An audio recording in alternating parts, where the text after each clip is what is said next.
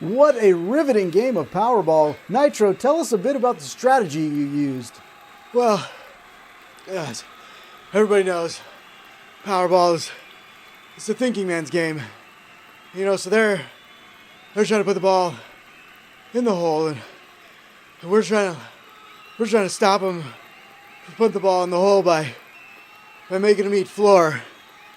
And so that's it's whew. I'm sorry, we can't wait like 5 to 10 minutes to do these stupid, pointless interviews?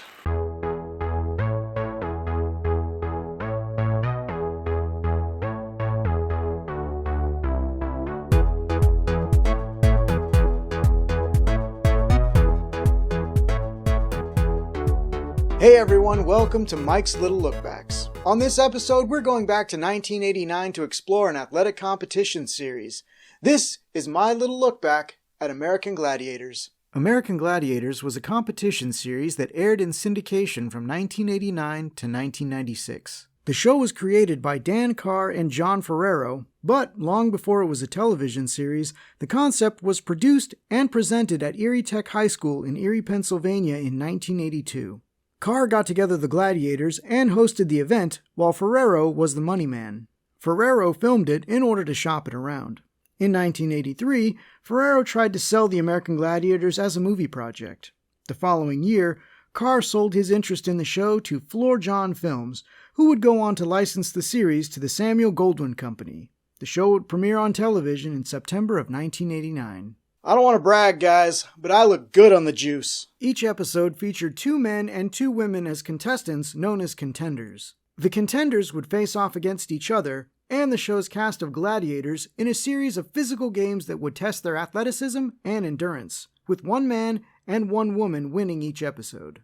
When the series first premiered, 10 men, 10 women, and a number of alternates in case of any injuries were selected to compete across 13 episodes. The winners of the first 5 episodes and the 3 highest scoring non-winners moved on to the quarterfinals where the tournament became single-loss elimination. Contenders who made it to the semifinal round were guaranteed to walk away with no less than $2,500. The runners-up would each get $5,000, with the winning man and woman each getting $10,000 and the opportunity to become a gladiator themselves, or so they thought. The popularity of the show led producers to create a second tournament right away that aired as a second half to the first season. Rather than become gladiators, the winners of the first tournament were invited back to take on the winners of the second tournament in a grand championship. The winners of this were deemed the season's overall winners and were given some additional prizes. When the show came back for a second season, it would use the same format. While the tournament format would remain similar for its entire run,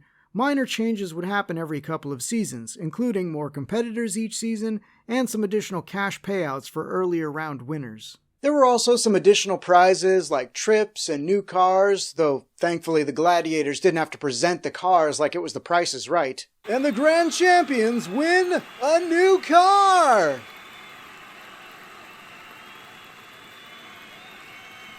The first half of the first season was presented by Joe Theismann and Mike Adamle, with Joe as the lead commentator, until his departure, where Adamle became the lead and held that position for the entire remaining series run. Adamle would have a number of co-commentators over the years, including Todd Christensen, Larry Zonka, Lisa Miloski, and former Gladiator Dan Nitro Clark in the final season. While we spent the most time with the commentators and contenders, the real stars of the show were the Gladiators themselves, with names like Blaze, Laser. Blazer. Sorry, I couldn't resist. There were actually way more of them than I thought over the years, so I'm only going to cover those that appeared starting in the first season, though there's still quite a few of those, so my apologies to Cristobal for what's about to happen. Darren McBee was Malibu, Marissa Pear was Lace, Ray Hollett was Zap, Michael Horton was Gemini, Dan Clark, as previously mentioned, was Nitro, Cheryl Baldinger was Sunny. She was injured during a semifinal round in the first season and did not return. Shari Pendleton was Blaze, Rich Finnegan appeared as Bronco in 1 episode as a replacement for an injured Malibu. Tanya Knight was Gold. Jim Starr was Laser, and the only gladiator to appear in all 7 seasons of the show as a gladiator. Kimberly Rogers appeared as Jade in 1 episode as a replacement for an injured Sunny. David Nelson was Titan and was fired during the second half tournament for charging referee Bob McElwee. That didn't take too long. I say we do all the gladiators. Hey Mike, I'll tell you what. We can do all the gladiators if you can beat me in a game of joust. That sounds fair, but who's the gladiator and who's the contender in this scenario? I'll let my pugil stick answer that question. I feel like I'm going to regret this. On guard! Okay, so we're moving on. The first 2 seasons of the show were filmed at a soundstage at Universal Studios Hollywood.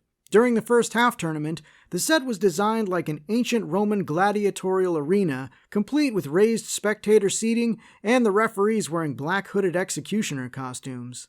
For the second half tournament, the set was given a makeover to a more modern indoor sports arena, and the executioner costumes were replaced with referee uniforms.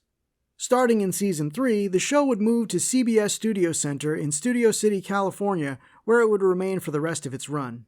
The studio where they filmed became known as Gladiator Arena, and it was here that the contenders would battle the gladiators. Some of the most popular events included Powerball, Hang Tough, Breakthrough and Conquer, The Wall, Assault, Atmosphere, Swing Shot, Joust, and Human Cannonball, which was always dominated by larger contenders since it relied solely on body mass and gravity to knock the gladiators off a pedestal. The crowning event that ended each episode was the Eliminator, a series of obstacles that were slightly modified each season and would determine the winners. For me personally, the most tense moment in every Eliminator is right at the start, when you have to cross your fingers and hope that both contenders make it up the reverse treadmill without incident. Once again on the treadmill, pushing for all she's worth, trying to fight through. Grabbing on and down she... Patty now, pushing, struggling. American Gladiators became a surprise national sensation despite being a syndicated show. It became marketable enough to sell video games, action figures, candy bars, clothing, and even CDs. Not that I can blame them for that last one. Have you heard the intro music? It'll get you pumped. The show was ahead of its time, featuring female athletes front and center along with the men. Though it had some forward thinking, it was also backwards in a lot of ways. Gladiators were reportedly poorly paid and expected to cover their own medical bills for injuries that resulted from the show. They were also excluded from the profits made on brand deals that featured them as the main selling point. This kind of treatment resulted in a lot of the gladiators quitting, which may have ended the original run of the show. You can see American Gladiators' entertainment influences in shows that would follow, including Nickelodeon's Guts and more modern fare, like the Titan games. The show would also get remade in other countries, the first of which was in England on ITV, just called Gladiators. There was a kids' version in America known as Gladiators 2000, which did not air in 2000, but rather for 2 seasons from 1994 to 1996.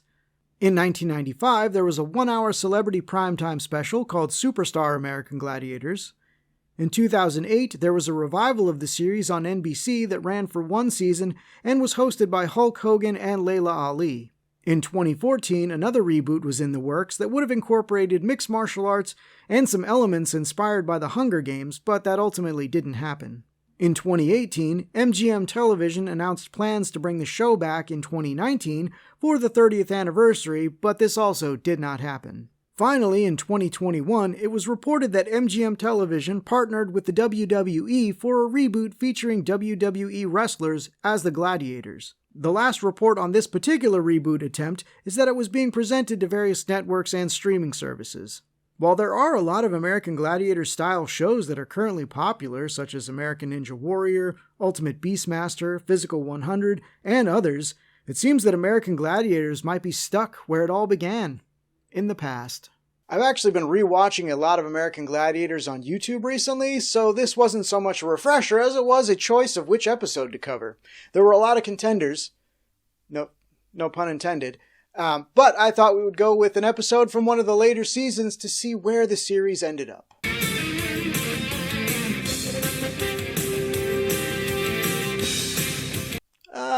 On second thought, we'll leave American Gladiators 90210 for another time. Instead, we'll go with Season 2, Episode 9, the start of the quarterfinals. We get our kick-ass intro with music that makes you feel like you're about to watch it go down in the Coliseum. American Gladiators. We also get a list of our current American Gladiators. Laser. Blazer. I'm sorry. That joke just does not get old. Dodgeball is the gift that keeps on giving. If you haven't seen it, go watch it right after this. Hosts Mike Adamley and Larry Zonka let the crowd know what they can expect for the episode, and then we meet our contenders. Margaret McCargo of East Orange, New Jersey. Kelly Peacock of Van Nuys, California. Here's Purple Roundy of Phoenix, Arizona. I'm sorry, Purple Roundy? There is no way that is this man's real name. What episode did he first show up in? Purple Mark Roundy. Is this some kind of power thing? You derive power from the color purple? Is the only name I could spell. Okay, his real name is Mark, but from that intro, and with his majestic hair and stash, this guy's gonna be fun. Anyway, who's our last contender? John Adams of Oakland, California. An account representative and holder of a brown belt in judo. The hosts then ask our contenders some awkward questions, and they get some awkward answers. Yeah, riding on the Eliminator, coming down a zip line, the rest of it's just turtle power. Yeah, turtle power. Fellas? Cowabunga? Cowabunga. Yeah. Cowabunga. With the introductions out of the way, we get on to our first event. Now, speaking of the events, I've always had an issue with some of the names of certain events, so I'll be providing some alternatives as we navigate through the episode.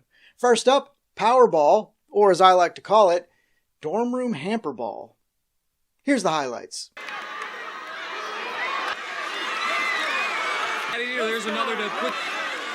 No score. Gets a goal. Tell you what, Margaret's got some quick opportunity. Remember, goals deposited in the center. I have to give it to this show because you just don't see shit like this anymore. These men and women are subjecting themselves to the kinds of possible injuries you'd expect to see pro athletes get in a contact sport, but at least the pros are getting paid to eat floor there. These people are risking their health for a possible payday. Seriously, my respect to any contenders that went on this show. And the Gladiators as well. Speaking of which, could we not get some full spandex pants or shorts for the Lady Gladiators? I mean, look, I'm a fan of the female form, I really am. But if you want these women operating at the top of their game, it would help if they weren't having to constantly unwedge their superhero undies. After each event, we generally get our hosts engaging with either the contenders or the gladiators. The questions are often silly, sometimes rude, and no matter what, they are always asked immediately after the event without giving anyone time to catch their breath. Well, I thought I had a sure shot in there, but I guess not. Just rolled around like you said. The next event is the wall. Is that thing made out of particle board? Nope. I don't care if there are harnesses involved. You're not catching me climbing up the IKEA office wall. Anyway, wait. What is going on with John Adams? Is that a choker? A dog collar? A brace? I mean, if that's a medical thing to keep your neck from moving around, I don't think you should be on this show right now. Anyway, let's see how the event shakes out. Turbo makes the grab and pulls Purple right off the wall and says, not this time, buddy. Kelly, better watch yourself. Now Blaze grabs a hold of Margaret.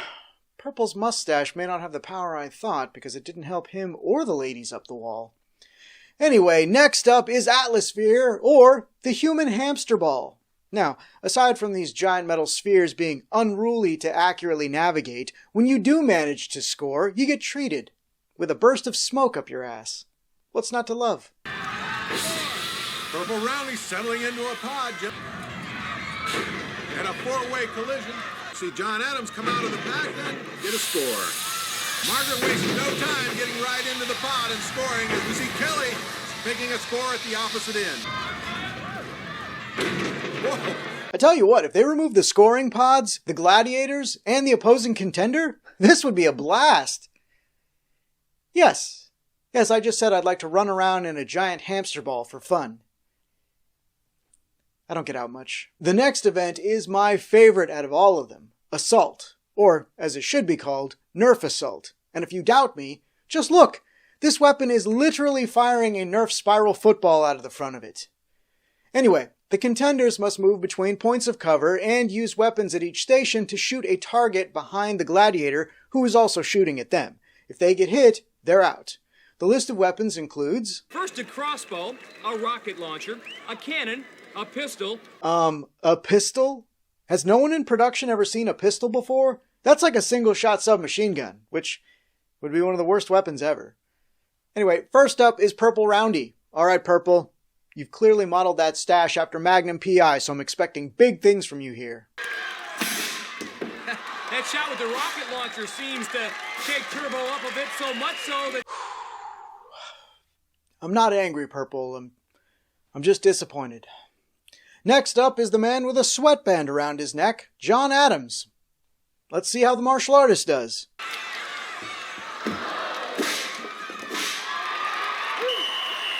What the f*** was that, John? Did you think you were Captain Kirk in an episode of Star Trek? Get your f***ing head in the game.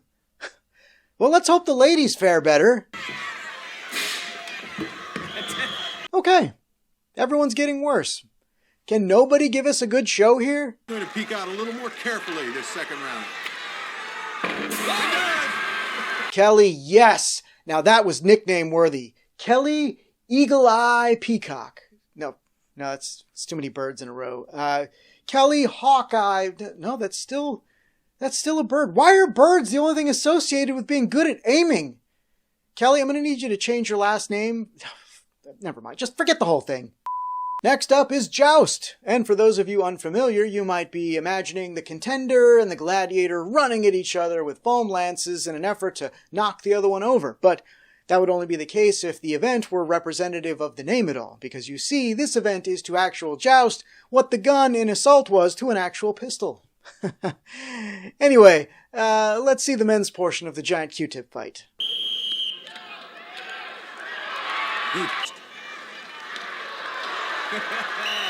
I'm not sure who I'm more embarrassed for.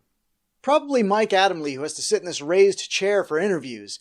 He looks like a little kid trying out the big boy chair, but his feet can't touch the ground. All right, ladies, pressure's on you again. Kelly kind of poking and probing. Okay, Kelly, good with guns, not with melee weapons. Margaret? Margaret now taking a back seat, comes out. Tell you what, Donatello would be proud.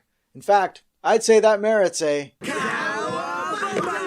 Breakthrough and Conquer is next, and this was always a weird event that combined American football and wrestling, but not mixed together in some sort of unique and interesting presentation, like for instance Slam Ball. They let a guy like Willis go too. Oh, here comes... Oh! You gotta be kidding! No, this was just score a touchdown and then wrestle someone out of a ring. I don't get it, but you know what? The men have been sucking for 2 events, so maybe this is their game. First up is Purple Roundy. Whoa! Pretty swift move. Whoa, you got it! Everybody, the power of the stash is back! It was a glorious, tasty moment for me, let me tell you. It certainly was, Roundy.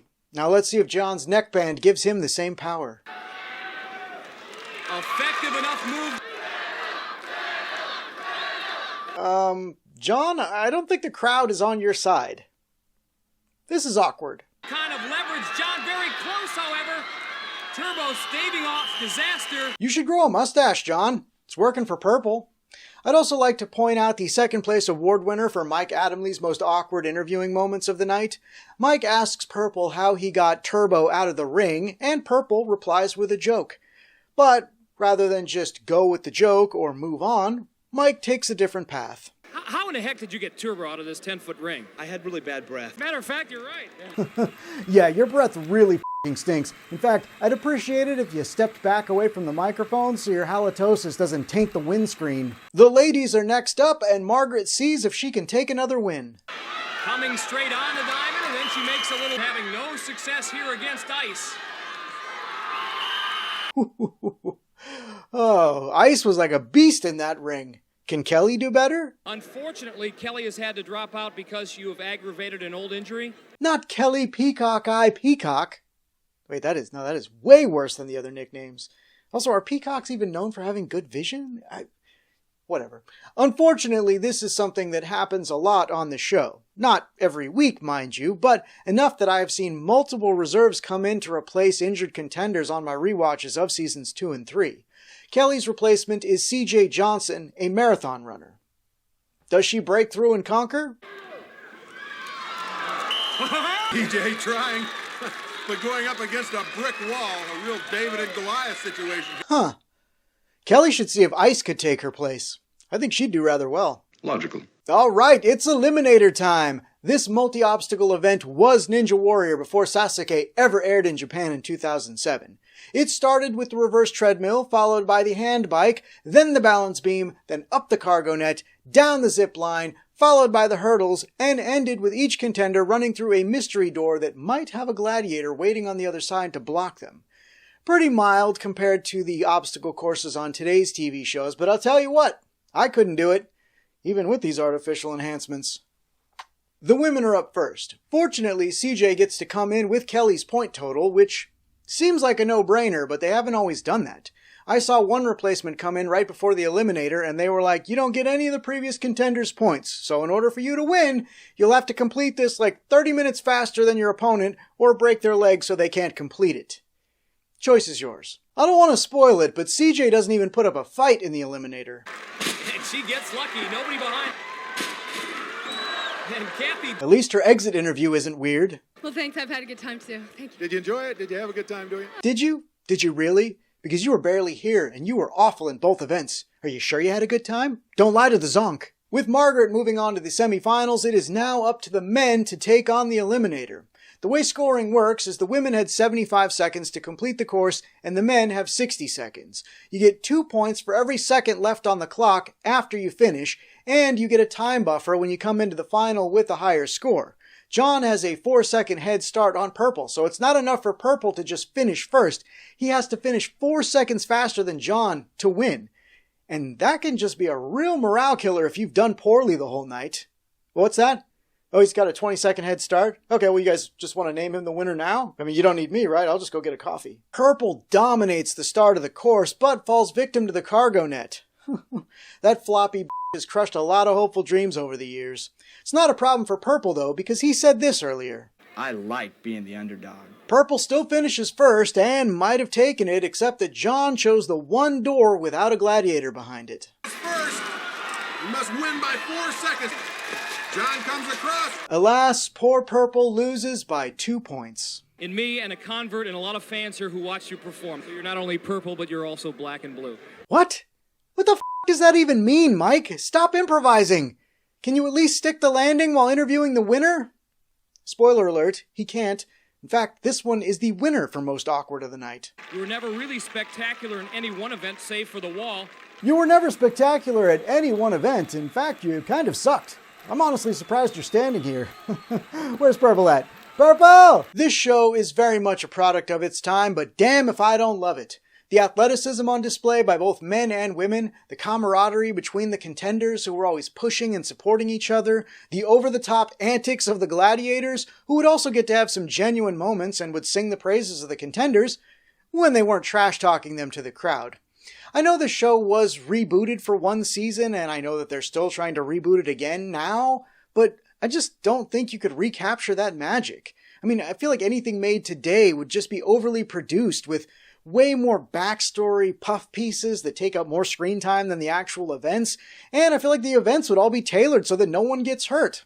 Or, as Mike Adamley would say, never really spectacular in any one event. What are your thoughts on American Gladiators? Is it something you watched, or was this the first time you've heard of it? Which gladiator had your favorite 80s hairstyle?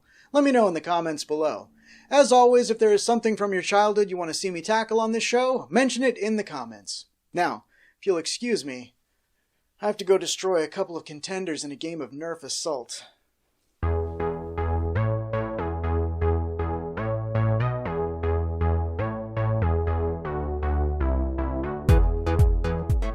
It was a glorious, tasty moment for me, let me tell you. Thanks for watching, everyone. If you enjoyed this video, please consider giving it a like and a share. It really goes a long way to helping out the channel. Don't forget to subscribe and click that bell icon to be notified when more Little Look Back episodes go up. Now, you're welcome to stick around while I work on staying swole.